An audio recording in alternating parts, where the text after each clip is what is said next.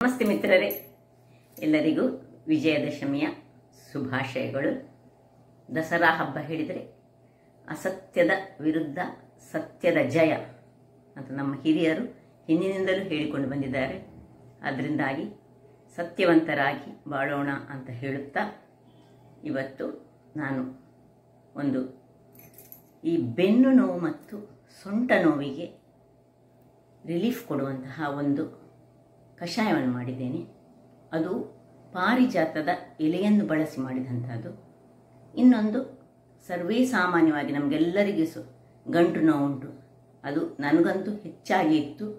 ಈ ಒಂದು ಎಣ್ಣೆ, ಯಾವ ಎಣ್ಣೆಯನ್ನು ಹಾಕಿ ನಾನೊಂದು ಎಣ್ಣೆಯನ್ನು ತಯಾರಿಸಿದ್ದೇನೆ ಮತ್ತು ಆ ಎಣ್ಣೆಗೆ ಏನು ಇಂಗ್ರೀಡಿಯೆಂಟ್ಸನ್ನು ಬಳಸಿದ್ದೇನೆ ಎಂದು ನೋಡುವ ಮೊದಲು, ಯಾರೆಲ್ಲ ನನ್ನ ಚಾನಲನ್ನು ನೋಡ್ತಿದ್ದೀರಿ, ಯಾರೆಲ್ಲ ಇನ್ನೂ ಸಬ್ಸ್ಕ್ರೈಬ್ ಮಾಡಿಲ್ಲ, ದಯವಿಟ್ಟು ಸಬ್ಸ್ಕ್ರೈಬ್ ಮಾಡಿ ಸಪೋರ್ಟ್ ಮಾಡಿ ಅಂತ ಹೇಳುತ್ತಾ, ಈ ಗಂಟು ನೋವಿನ ಪ್ರಾಬ್ಲಮ್ಗೆ ಬಹಳ ಸೂಕ್ತವಾದ, ಅಂದರೆ ಅದನ್ನು ಉಪಯೋಗಿಸಿ ನನಗೆ ತುಂಬ ಒಳ್ಳೆಯದಾಗಿದೆ, ನಿಮಗೂ ಒಳ್ಳೆಯದಾಗ್ಬೋದು ಅಂತ ನನ್ನ ಅನಿಸಿಕೆ. ಹಾಗಾದರೆ ಬನ್ನಿ, ಈ ಒಂದು ಸೊಂಟ ನೋವಿಗೆ ಬೇಕಾದ ಕಷಾಯ ಹಾಗೂ ಗಂಟು ನೋವಿಗೆ ಬೇಕಾದಂತಹ, ಅಂದರೆ ಗಂಟು ನೋವನ್ನು ನಿವಾರಿಸುವಂತಹ ಒಂದು ಎಣ್ಣೆಯನ್ನು ಹೇಗೆ ತಯಾರಿಸುವುದನ್ನು ನೋಡೋಣ.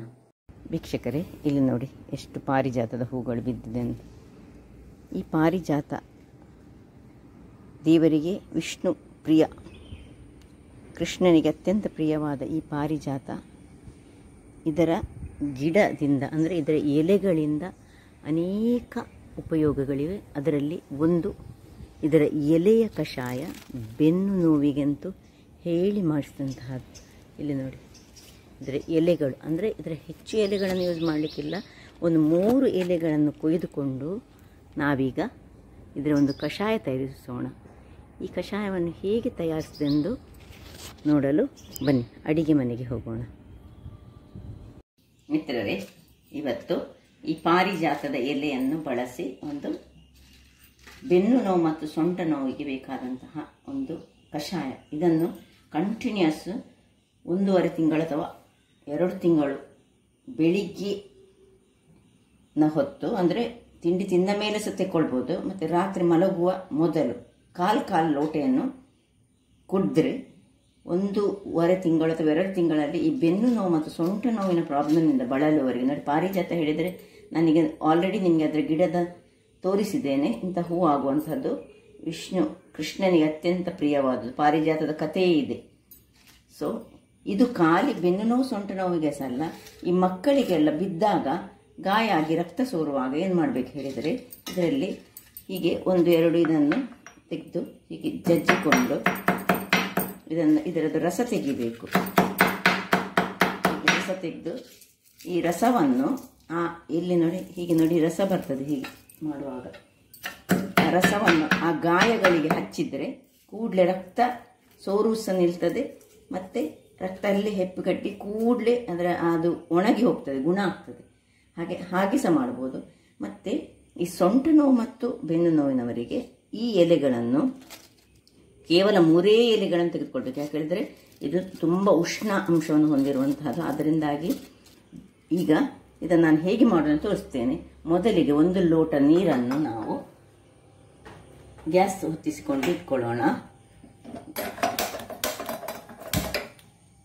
1 ಲೋಟ ನೀರು, ಈ ನೀರನ್ನು ನಾವು ಅರ್ಧ ಲೋಟ ಆಗುವಷ್ಟು ಬತ್ತಿಸ್ಕೊಳ್ಬೇಕಾಗ್ತದೆ. ಅದರಿಂದಾಗಿ ಈಗ 3 ಎಲೆಯನ್ನು ಚೆನ್ನಾಗಿ ತೊಳೆದ ಇದು ಎಲೆಗಳು ಕ್ಲೀನ್ ಮಾಡಿ ಇಟ್ಕೊಳ್ಬೇಕು. ಇದನ್ನು ಹೀಗೆ ಅಲ್ಲಿಗೆ ಕಟ್ ಮಾಡ್ಕೊಳ್ಳೋಣ. 2 ಎಲೆ ಆಯಿತು. ಈಗ ಇನ್ನೊಂದು ಎಲೆಯನ್ನು ಎಲೆ ಹಾಕಿದ ಮೇಲೆ ಇದಕ್ಕೆ ಈ ಅರ್ಧ ಚಮಚದಷ್ಟು ಜೀರಿಗೆ, ಯಾಕೆ ಹೇಳಿದರೆ ತುಂಬ ಉಷ್ಣಾಂಶವನ್ನು ಹೊಂದಿರುವುದರಿಂದಾಗಿ ಈ ಜೀರಿಗೆಯನ್ನು ಇದಕ್ಕೆ ಹಾಕ್ಕೊಳ್ಬೇಕಾಗ್ತದೆ.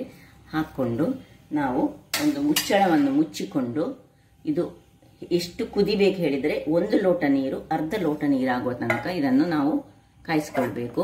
ಸೊ ಇದನ್ನು ಹೀಗೆ ಮುಚ್ಚಿಕೊಂಡು ಸುರಿಗೆ ದೊಡ್ಡ ಉರಿ ಇಡ್ತೇನೆ, ಮತ್ತು ಸ್ವಲ್ಪ ಕುದ್ದ ಮೇಲೆ ಮೀಡಿಯಂ ಉರಿಯಲ್ಲಿ ಕಾಯಿಸ್ಕೊಳ್ತೇನೆ. ಇಲ್ಲಿ ಇನ್ನೊಂದು ನಾನು ನಿಮಗೆ ಈ ಎಳ್ಳೆಣ್ಣೆಯನ್ನು ಉಪಯೋಗಿಸಿ ಈ ಗಂಟು ನೋವು ಮತ್ತು ಕಾಲು ನೋವಿನವರಿಗೆ ಬಹಳ, ನಾನು ಇದನ್ನು ಮಾಡಿ ನನಗೆ ಇದು ಉಪಯೋಗ ಆಗಿದೆ, ಅದರಿಂದಾಗಿ ಇದನ್ನು ನಿಮಗೆ ತೋರಿಸ್ಕೊಡ್ತಿದ್ದೇನೆ. ಗಂಟು ನೋವು ತುಂಬ ಮಂದಿಗೆ ಉಂಟು, ಕೂತಾಗ ಎದ್ದ ಕೂಡಲೇ ತುಂಬ ಅನ್ಬ್ಯಾರೇಬಲ್ ಪೇನ್ ಇದೆ, ನೀವು ಡಾಕ್ಟ್ರನ್ನ ಕನ್ಸಲ್ಟ್ ಮಾಡಬೇಕು. ಆದರೆ ಈ ಒಂದು ಮದ್ದನ್ನು ನೀವು ಮಾಡಿ ನೋಡಿ, ಆಗ ನಿಮಗೆ ಗೊತ್ತಾಗ್ತದೆ. ಮೊದಲಿಗೆ ಇದಕ್ಕೆ ನಮಗೆ ಬೇಕು ಎಳ್ಳೆಣ್ಣೆ. ಎಳ್ಳೆಣ್ಣೆ ನೋಡಿ, ವುಡ್ ಪ್ರೆಸ್ಡ್, ಅಂದರೆ ಯಾವ ಯಾವ ಎಳ್ಳೆಣ್ಣೆ ಆಗೋದಿಲ್ಲ, ಅಂಗಡಿಯಿಂದ ಹೀಗೆ ತಂದದ್ದು. ನಾವು ಈಗ ಮಿಲ್ಗಳಲ್ಲಿ ಅದು ವುಡ್ ಪ್ರೆಸ್ಡ್ ಜಿಂಜಿಲಿ ಆಯಿಲೇ ಆಗಬೇಕು, ಅಂದರೆ ಈ ಗಾಣದ ತೆಗೆದಂತಹ ಎಳ್ಳೆಣ್ಣೆ ಆಗಬೇಕು ಇದಕ್ಕೆ. ಮತ್ತೆ ಈ 1 ಚಮಚದಷ್ಟು ನಮಗೆ ಇದಕ್ಕೆ ಇದು ಕರಿ ಮೆಣಸು, ಪೆಪ್ಪರ್ಕಾರ್ನ್ಸ್ ಅಂತ ಏನು ಕರಿತೇವೆ ಇದು. ಈಗ ಮೊದಲಿಗೆ ನಾವು ಇದನ್ನು ಹೇಗೆ ಮಾಡೋದು ಹೇಳಿದರೆ, ಇಲ್ಲಿ ನೋಡಿ, ಇಲ್ಲಿ ಗ್ಯಾಸನ್ನು ಒರೆಸ್ಕೊಂಡು ನಾನೊಂದು ಬಾಣಲೆಯನ್ನು ಬಿಸಿ ಆಗಲಿಕ್ಕೆ ಇಡ್ತೇನೆ. ಯಾವ ಬಾಣಲೆ ಸಹ ಆಗ್ತದೆ, ಕಬ್ಬಿಣದ ಬಾಣಲೆ ಆಗಬೇಕಂತ ಏನಿಲ್ಲ. ಅದು ನೋಡಿ, ಇದೀಗ ಬಿಸಿ ಆಗ್ತಾ ಇರುವಾಗ ಒಮ್ಮೆ ಈ ಸೈಡಲ್ಲಿ ನಾವು ಇದನ್ನು ಚೆಕ್ ಮಾಡೋ. ನೋಡಿ, ಇದು ಕುದಿಲಿಕ್ಕೆ ರೆಡಿ ಆಯಿತು. ಒಮ್ಮೆ ನಾವು ಇದನ್ನು ಚಮಚವನ್ನು ಹಾಕೊಳ್ಳೋಣ.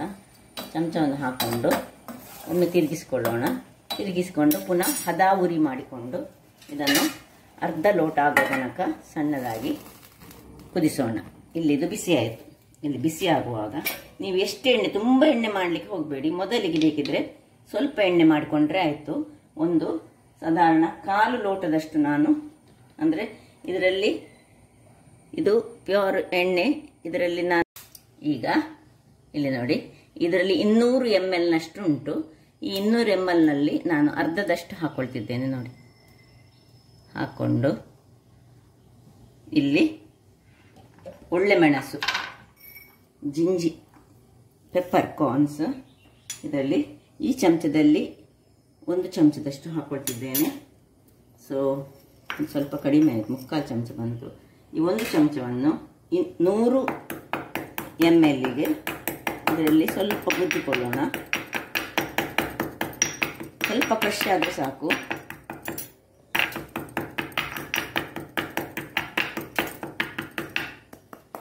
ಇದನ್ನು ಇದಕ್ಕೆ ಹಾಕೊಳ್ಳೋಣ. ಇಲ್ಲದ್ರೆ ಅದು ಒಡೆದು ಮೇಲೆ ಹಾರ್ತದೆ, ಅದಕ್ಕೋಸ್ಕರ ನಾವು ಅದನ್ನು ಹಾಕ್ಕೊಳ್ಬೇಕು. ಆಯಿತು, ಇಷ್ಟ ಆಗುವಾಗ ನೋಡಿ, ಎಣ್ಣೆಗೆ ಸ್ವಲ್ಪ ಹೀಗೆ ತಿರುಗಿಸ್ಕೊಳ್ಳೋಣ. ಒಂದು ಒಳ್ಳೆ ಕುದಿ ಬರಬೇಕು. ಕುದಿ ಬಂದ ಮೇಲೆ ಈಗ ಆಫ್ ಮಾಡ್ಕೊಳ್ತಿದ್ದೇನೆ. ಇದನ್ನು ಹೇಗೆ ಹಚ್ಚುವುದಂತ ಸಹ ನಾನು ಹೇಳ್ತೇನೆ. ನೋಡಿ ವೀಕ್ಷಕರೇ, ನೋಡಿ, ನೊರೆ ಬರುವುದು ನಿಂತ ಕೂಡಲೇ ಆಫ್ ಮಾಡ್ಕೊಳ್ತಿದ್ದೇನೆ. ಈಗ ಇದನ್ನು ನಾವು ಹೇಗೆ ಯೂಸ್ ಮಾಡೋದು ಹೇಳಿದ್ರೆ, ಎಲ್ಲಿ ನಮ್ಮ ಕಾಲಿನ ಭಾಗ ಗಂಟಿಗೆ ಇದನ್ನು ಹದಾ ಬಿಸಿ ಇರುವಾಗಲೇ ನಾವು ನೋಡಿ ಇಷ್ಟಿಷ್ಟನ್ನು ಸ್ವಲ್ಪ ಇದನ್ನು ಹಚ್ಚಿಕೊಳ್ಬೇಕು. ನಾವು ಹಚ್ಚಿಕೊಂಡು ಹಾಗೆ ಬಿಡಬೇಕು. ಮತ್ತೆ ಬಿಸಿ ನೀರೇನು ಹಾಕೊಳ್ಳಿಕ್ಕಿಲ್ಲ. ಬಿಸಿ ನೀರನ್ನೊಂದು ನಾವು ಶೇಕ ಕೊಡಲಿಕ್ಕೆ ಇಲ್ಲ. ಪ್ರತಿ ಸತಿ ಇದನ್ನೀಗ ನಾನು ಬಾಟ್ಲಿಯಲ್ಲಿ ಈಗ ಹಾಕಿರ್ತೇನೆ. ಪ್ರತಿ ಸತಿ ನಾವು ಯೂಸ್ ಮಾಡುವಾಗ ಸ್ವಲ್ಪ ಇದನ್ನು ಈ ಬೆಚ್ಚಗೆ ಮಾಡಿ ಮತ್ತೆ ಕಾಲಿಗೆ ಅಪ್ಲೈ ಮಾಡಿಕೊಳ್ಬೇಕು. ನೋಡಿ, ಈ ರೀತಿ ಬರ್ತದೆ ಎಣ್ಣೆ. ಈ ಎಣ್ಣೆಯನ್ನು ಈಗ ಬಾಟ್ಲಿಯಲ್ಲನ್ನು ಹಾಕಿಟ್ಕೊಳ್ಬೇಕು. ಅದು ಸಹ ಗಾಜಿನ ಬಾಟ್ಲಿಯಲ್ಲಿ ಹಾಕ್ಕೊಳ್ಬೇಕು. ಪ್ರತಿ ಸತಿ ಅಪ್ಲೈ ಮಾಡುವಾಗ ಉಗುರು ಬೆಚ್ಚಗೆ ಮಾಡಿಕೊಂಡು ಇದನ್ನು ಹಚ್ಚಬೇಕು. ಹಾಗೆ ಮಾಡಿದರೆ ಈ ನಿಮ್ಮ ಕಾಲು ಗಂಟಿನ ನೋವು 1 ತಿಂಗಳೊಳಗೆ ಕಮ್ಮಿ ಆಗ್ತದೆ. ಮತ್ತು ನಮಗೆ ಸ್ವಲ್ಪ ಸರಾಗವಾಗಿ ನಡಿಲಿಕ್ಕೆ ಆಗ್ತದೆ.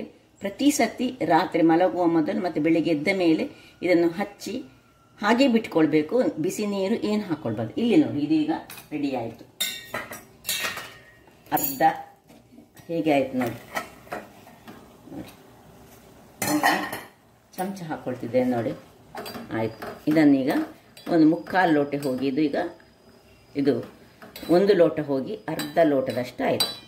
ಅದರೊಟ್ಟಿಗೆ ಜೀರಿಗೆ ಸಹ ರೆಡಿ ಆಯಿತು. ಜೀರಿಗೆ ನೀರಿನ ಹಾಗೆ ಆಗ್ತದೆ ಇದೀಗ. ಮತ್ತು ಸ್ವಲ್ಪ ಉಷ್ಣ ಆದ ಕಾರಣ ಅದನ್ನು, ಆ ಎಲೆ ತುಂಬ ಉಷ್ಣ, ಬಹಳ ಒಳ್ಳೆಯದಾಗ್ತದೆ. ಸೊಂಟ ನೋವು ಮತ್ತು ತುಂಬ ಮಂದಿಗೆ ಸೊಂಟ ನೋವು ಉಂಟು, ನನಗೆ ಗೊತ್ತುಂಟು, ಅಂಥವರಿಗೆ ಬಹಳ ಒಳ್ಳೆಯದಿದು. ಸೊ ಈಗ ಆಫ್ ಮಾಡ್ಕೊಳ್ತಿದ್ದೇನೆ. ಆಫ್ ಮಾಡಿಕೊಂಡು ಹೇಗೆ ಬರ್ತದೆ ನೋಡಿ.